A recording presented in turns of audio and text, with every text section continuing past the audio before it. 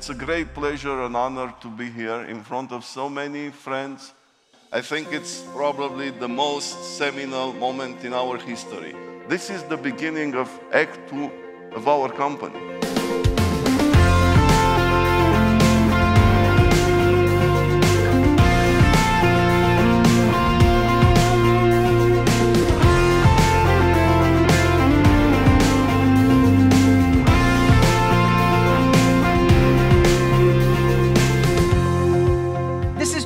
I believe, a special moment in time where we will look back.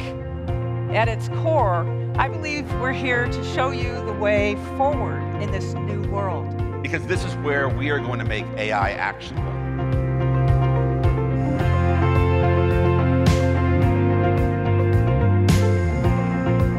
The agent future is here, and the agent future is exciting.